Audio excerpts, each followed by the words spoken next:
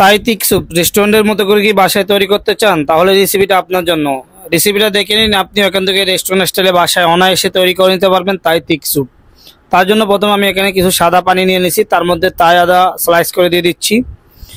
এখন কিছু কাঁচা পাকা লাল মরিচ, তাই পাতা আর তাই লেবু পাতা দিয়ে দিচ্ছি। আপনার বাসায় যদি কাঁচা পাকা লাল মরিচ না থাকে আপনি চাইলে কাঁচা মরিচ ইউজ করতে পারেন, কোনো সমস্যা হবে না। এখন পানিটা একটু নাড়াচাড়া করে হালকা একটু গরম করে নিব। এখন দিয়ে দিচ্ছি লবণ স্বাদ মতো। আমি এখানে 1 টেবিল স্পুনে একটু বেশি লবণ দিয়ে দিচ্ছি। Chicken powder 1.5 table spoon. চিনির পরিমাণটা একটু তাইতিক সুপে বেশি দিতে হয়, আপনারা যতটুকু মিষ্টি পছন্দ করেন ওই পরিমাণ চিনি এখানে ইউজ করবেন, কোনো সমস্যা নাই। এখন আমি নাড়াচাড়া করে পানিটা সুন্দর করে বয়েল করে নিব, একেবারে পারফেক্টভাবে ভালো মতো বয়েল করে নিতে হবে। এখন আমি ওয়েট করব যতক্ষণ পর্যন্ত আপনার পানিটা বয়েল হবে না। এর মধ্যে আমি আরেকটা কাজ করে নিচ্ছি। আমি এখানে 18 পিস ডিমের কুসুম নিছি, তার মধ্যে দিয়ে দিচ্ছি কর্নফ্লাওয়ার গুলিয়ে কর্নফ্লাওয়ার পানি। এরপরে এটি সুন্দর করে মিক্স করে নিতে হবে, সুন্দর করে ফেটে নিতে হবে। আপনারা একটু সময় নিয়ে ভালোভাবে ফেটে নেবেন। এরপরে পাতলা চাটনি যেগুলো আছে স্ট্যানার বলে অনেকে, এগুলির মধ্যে দিয়ে চাটনির মধ্যে ভালোভাবে সেকে নিতে হবে, যেন লালাগুলি উপরে থেকে যায়, যেন স্যুপ ফেটে না যায়, এটা খেয়াল রাখবেন। আমি ডিমগুলি সেকে রেখে দিচ্ছি। অপরদিকে আমার স্যুপের পানিটা বয়েল হয়ে গেছে। এখন আমি এখানে চিলি সস দিয়ে দিব। আমি এখানে হচ্ছে 5 লিটারের যে সসগুলি আছে ওখান থেকে অর্ধেক সস দিয়ে দিচ্ছি, প্রায় 2.5 লিটার মতো এখানে আমি সস দিয়ে দিচ্ছি চিলি সস।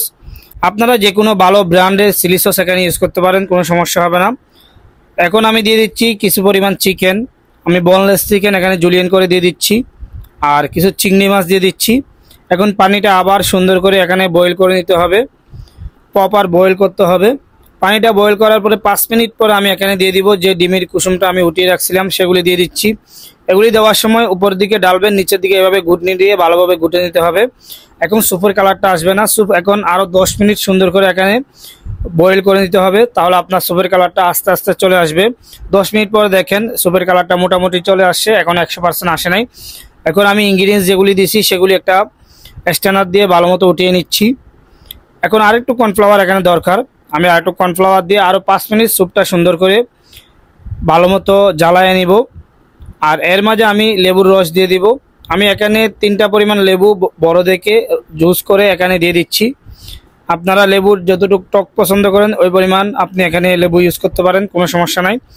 এরপর আরেকটু দিয়ে দিব রসুন ফ্রাই করে, আমি রসুন ফ্রাই দিয়ে দিচ্ছি।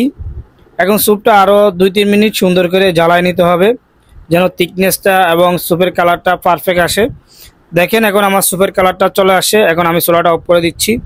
আপনিও চাইলে রেস্টুরেন্ট স্টাইলে বাসায় খুবই সহজে তাই স্যুপ তৈরি করে খেতে পারেন। রেসিপিটা ভালো লাগলে অবশ্যই পেজটা ফলো দিয়ে ভিডিওটা লাইক কমেন্ট শেয়ার করে পাশে থাকবেন। আল্লাহ হাফেজ, আসসালামু আলাইকুম।